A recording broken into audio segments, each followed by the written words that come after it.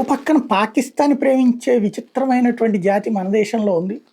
ఇక్కడ మరి తల్లి పాలు తాగి రొమ్ము గుద్దే రకాలని వాళ్ళని అనాలో, లేకపోతే అపరమేధావులు అనాలో అర్థం కాదు. నిన్న ఎవడో వాగుతున్నాడు.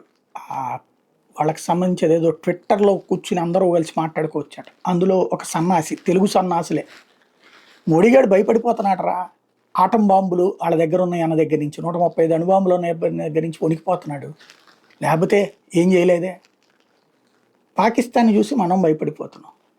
వాడేమో అక్కడ ఉచ్చబోసుకుంటున్నాడు, ఇక్కడ వీళ్ళేమో నోట్లో నుంచి సొంగగార్చుకుంటున్నారు. ఇక్కడ బేసిక్గా నిజంగా పాకిస్తాన్ దగ్గర దమ్ముంది. తీవ్రవాదులు ఎందుకు డైరెక్ట్గా వాళ్ళ సైన్యాన్ని తీసుకుని రావచ్చు యుద్ధానికి? ఎందుకు చేత కావట్లా? లేదు, చాటుగా వచ్చేసి సైన్యం మీద దాడి చేసి పారిపోవడం ఎందుకు? సైన్యం మీద దాడి చేసి అలాగే ఎదురుబోతురు నుంచోవచ్చుగా, అప్పుడు అటు ఇటో తేలుతుందిగా. ఇదివరకు పహల్గా ఏది పఠాన్ కోట్ కావచ్చు, పుల్వామాలో కావచ్చు జరిగిందేంటి? పారిపోయారు కదా వాళ్ళు, కాల్చి చంపాం కదా, అప్పుడు వదిలిపెట్టామా వాళ్ళని? అదే సమయంలో ఇప్పుడు వదిలిపెడుతున్నామా? వెంటాడట్లేదా? పారిపోవట్లేదా? వాళ్ళు అడవుల్లో దాక్కోవట్లేదా? జనాల మీదన చాటుగా దాడి చేసి పారిపోవడం భారతదేశం ఎప్పుడైనా పాకిస్తాన్లో అట్లా చేసిందా? జనాలు చంపేసేసి మన సైన్యం వెళ్ళి, లేకపోతే మన దేశం నుంచి ఎవరన్నా వెళ్ళి వాళ్ళ దేశంలో అట్లా చంపొచ్చారా? లేదు కదా. ఇప్పుడు ఆ కాల్పులు జరుపుతుంది రోజు, మన వాళ్ళు అటాక్ బిగిన్ చేయగానే పారిపోతారు వెనక్కి.